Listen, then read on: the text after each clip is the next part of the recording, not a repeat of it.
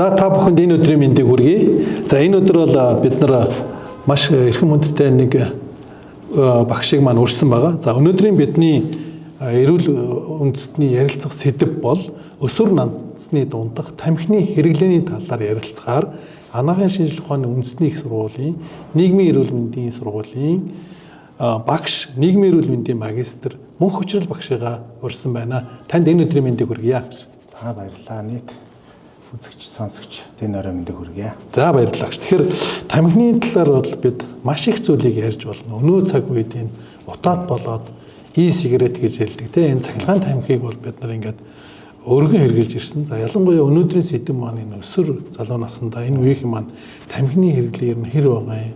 Монголд энэ талаар яг манай нийгмийн эрүүл мэндийн сургуулиас ирсэн судалгаа ер нь байгаа юу? Энэ хүүгээр яриагаа эхлэе гэж бодож байна. За юуны өмнө би тамхи гэж юу вэ гэдгээс яриагаа эхлэе гэж бодож байна. Тамхи гэдэг бол мэдээж одоо ургамлын бидний одоо хамгийн түгээмэл мэддэг одоо янжуур тамхитай холбоотой яриа эхлэх бах.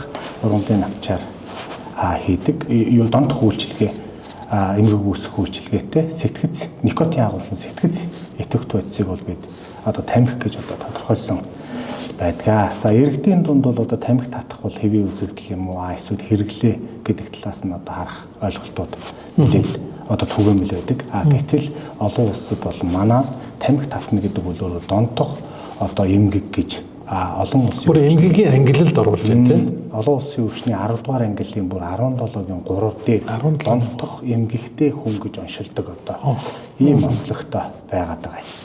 За хоёрдугаарт бол одоо дэлхийн нийтэд бол одоо тамхины хэрэглээ нийт хүн амын одоо насан турш хүн амын бол одоо 20 орчим хувь байдаг. За энэ яг маш энгийнээр хэлэх юм бол 5 хүн дотны нэг нь тамхи татж байна гэсэн үг. За яг эрэгтэйчүүдийн дунд бол одоо дэлхийн нийтийн тоо баримт ч гэсэн эрэгтэйчүүдийн дунд бол тамхины хэрэглээ нэлээд өндөр байдаг. Харин Монгол улсын хэмжээнд бол нийт хүн амын 29.5% нь одоо тамхи. Хэдэн оны судалгаа багш ерөнхийдөө? Энэ 2022 оны дэлхийн эрүүл мэндийн байгууллагын гаргасан судалгаанаас харахад бол 29.5% гэж байгаа. За энэ нь бол яг дэлхийн нийт хүн амыг насыг стандартчилж тооцно гэдэг дэлхийн нийтийн хүн амын тоонд одоо стандартчилж тооцсон үзүүлэлт. За 2019 онд манай нийгмийн эрүүл мэндийн үндэсний төвөөс хийсэн STEP гэх судалгааны үр дүнд бол нийт хүн амын дунд бол 24.2. Гэхдээ бидний нэг олон улсын одоо юу гэдгийг тамхитлын түвшинтэй харьцуулахад бол 29.5% нэлээд өндөр орч тий. За энэ үзүүлэлт бол дэлхийн нийтийн 1990 оны тоотой дүүж ирж байгаа. 90 онд бол дэлхийн нийтэд нийт хүн амын 28 орчим хувь нь бол тамхи татдаг байсан. Одоо бол 19% орчлоо. Дэлхийн нийтээр бол энэ хандлага тамхины хэрэглээ бол буурч байгаа. Гэтэл Монгол улсын хэмжээнд 90 онд 26.2 орчим хувь байсан бол одоо 29.5% болоод нэмэгдээд байгаа. Тэгэхээр энэ дээр бид одоо юу болохгүй байна? Юунд анхаарах вэ гэдэг дээр бол зайлшгүй анхаарах нь эрүүл мэндийн салбар цаашлаад нийгмийн эрүүл мэндийн салбарын одоо тулгымдсан асуудал болоод байна. Тэгэхээр багшийн бодлоор энэ дээр эргэцэн орчин бүрдүүлэх шаардлага байна уу? Эсвэл одоо экспорт импортын дээр анхаарах одоо хууль эрх зүйн хувьд ч гэдэм үү? Эсвэл боловсролын байгууллагын хувьд юм уу? Аль нь дээр нь илүү төлхөө анхаарвал энэ хувь буурах бол гэж судлаачны хувьд бодож байгаа юм шиг. За ер нь олон улсын судалгаануудаас харахад бол тамхины хэрэглээг бууруулахад чиглэсэн одоо маш олон хөтөлбөрүүд бол байгаа юм. За энэ дундаас зарим нэг судлаачдын одоо илтгэл гэдэг юм уу танилцуулга одоо хэвлэгдсэн материалуудаас харахад бол тамхинаас гарах хамгийн үр дүнтэй арга бол нэгдүгээр энэ импортын одоо таксыг нэмэгдүүлэх, татварыг нэмэгдүүлэх. За хоёрдугаарт мэдээж тухайн улс оронд хэрэгжүүлж байгаа энэ бодлогын асуудал. Тамхины хэрэглээг дэмжүү эсвэл одоо юу гэдгийг дэмжүү гэдэг чиглэсэн бодлого хөтөлбөр арга хэмжээнд. За гуравдугаарт бол энэ тамхинаас гаргах энэ эмчилгээний асуудлууд орж ирдэг. Урьдчилан сэргийлэх, таниулах, хулан сурчлах тийм үү? Тамхинаас гаргах одоо эмийн байдаг юм эсвэл никотин орлуулах эмчилгээ, зан үлийг өөрчлөх, сэтгэл застын физик эмчилгээ, уламжлалт эмчилгээ гэдэг эмчилгээг ярих юм бол бас дотроо нэлээд олон төрөлтэй. Энэ эмчилгээний аргууд бол бас их чухал байдаг юм байна.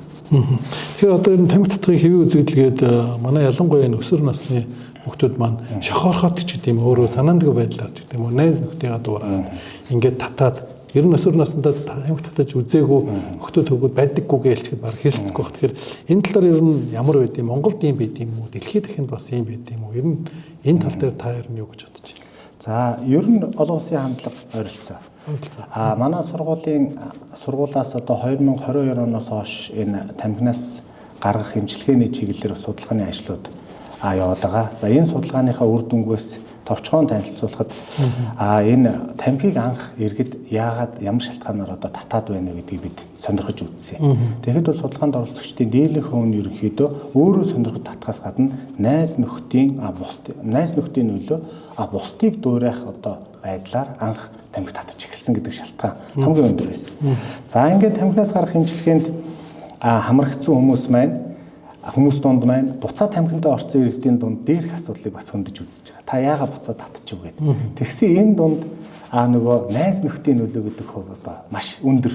Араас нь нөгөө арх согтруулах ундааны төрлийн зүйл хэрэгэлсэн үедээ буцаа тамхи татцсан гэдэг. Тэгэхээр энэ найз нөхдийн нөлөө гэдэг бол ер нь манай монголчуудын дунд гэх юм уу энэ өсвөр үе залуучуудын дунд бусдыгаа тамхинд оруулах энэ одоо зүйл дээр бол их нөлөөлөд байгаа юм болов уу гэж бас харж өгнөж болохоор. Тэгээ би сонирхож байна л да одоо сэтгэл готрол бас энд хувь эзэлж гэнэ үү судалгаанд сэтгэл готрол гэдэг юм уу ганцаардах үедээ ч хүн тамхи татдаг ядарсан үедээ сэргээдэг гэж тамхи татдаг.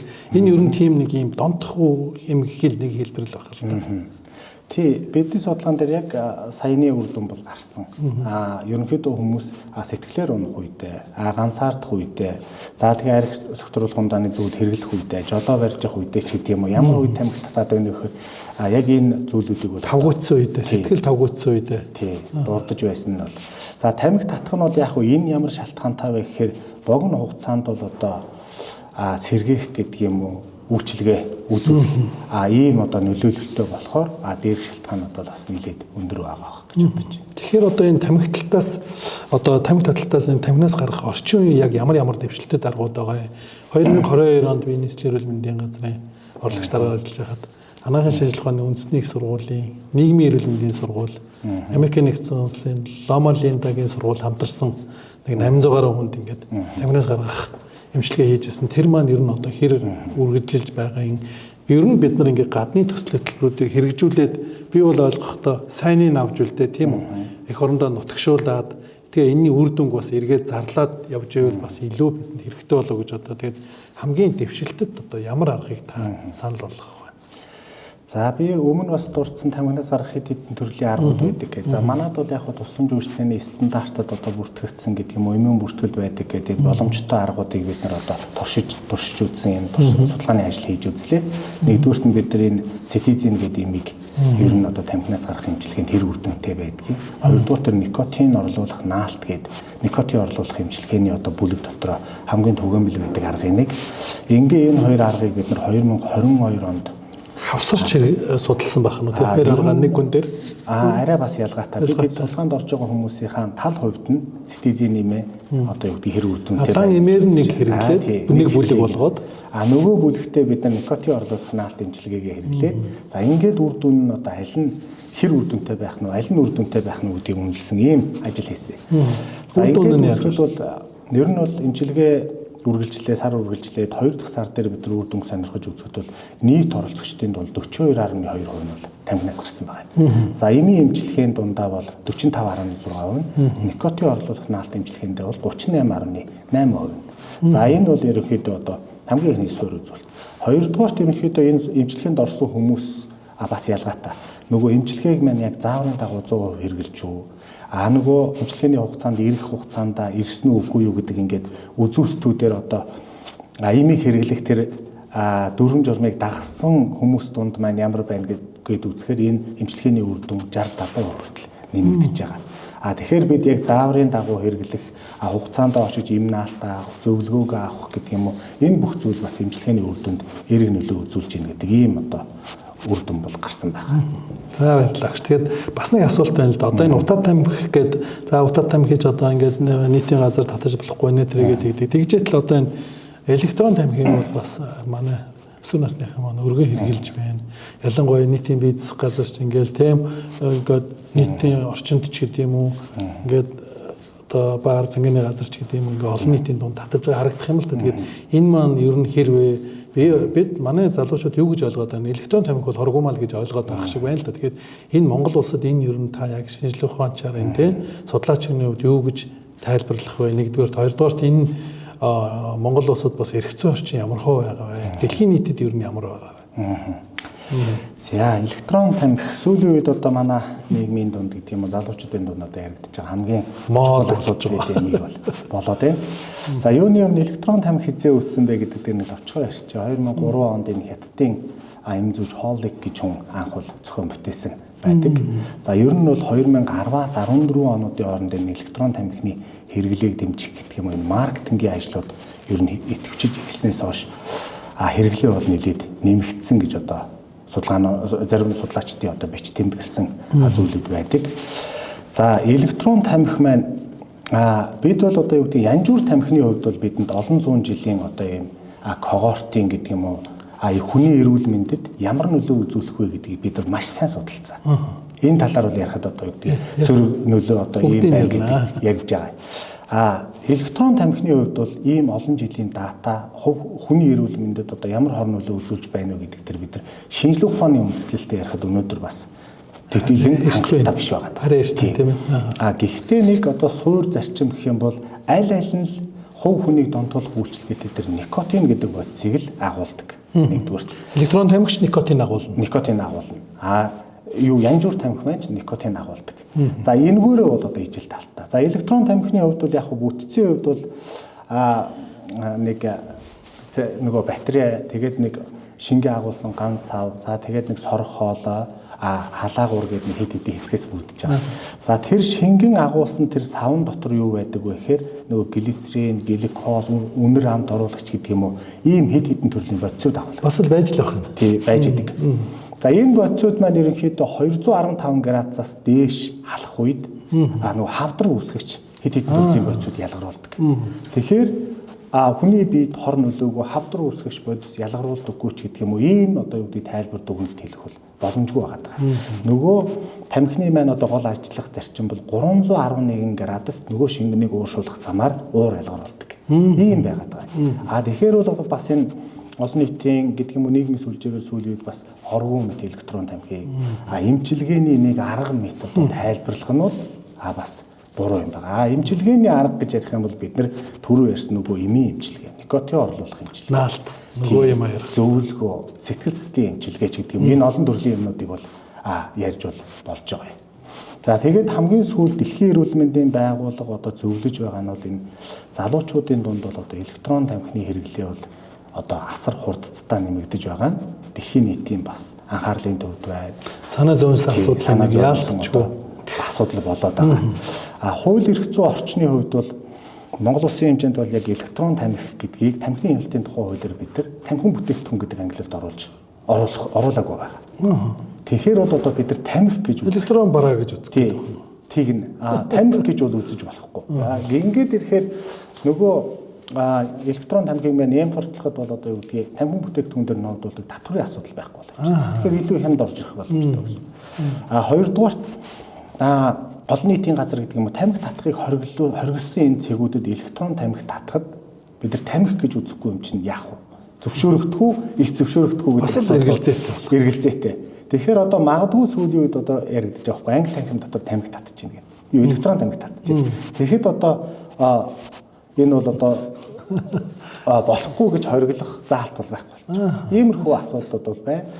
Одоо тэгээд яг хөө сүүлийн үед яригдж байгаа тамхины хяналтын тухай хуулийн шинжилсэн найруулгад бол энэ электрон тамхины одоо юу гэдгийг ангилал, татвар гэдэг юм уу те яг ямар байх уу гэдэг асуудал бол одоогоор бол яг л төслийн хүрээнд л явж байгаа юм байна шүү дээ Монгол улсад бол яригдаад л байгаа. Гэхдээ энэ бол одоо маш маргаантай асуудал.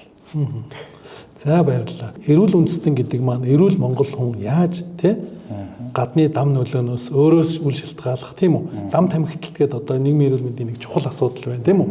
Эцэг их өвөөнч гэдэг юм уу те тамхи татхад одоо тэнд байгаа нялх хүүхэд нь дам тамхитлтанд өрчих гэдэг юм. Маш олон асуудлуудыг өнөөдөр бид нэ өргөн үрээгээр ярьж болох бах. Тэгэхээр та мэрэгжлийн хүний хувьд магадгүй миний асуугаагүй таны энэ үзэгч олон түмэндээ хүргэе гэсэн нийгмийн эрүүл мэндэд тэр дундаа энэ өсвөр залуу насны охид хөвгүүдүүд ер нь сэрэмжлүүлж хэлэх таны мэрэгжлийн хүний үгийг сонсё гэж бодож байна. Тамхи гэдэг бол одоо бас нэг талдаа яг хуу бид нар хэрэглээ байна. Хувь хүний сонголтын асуудал.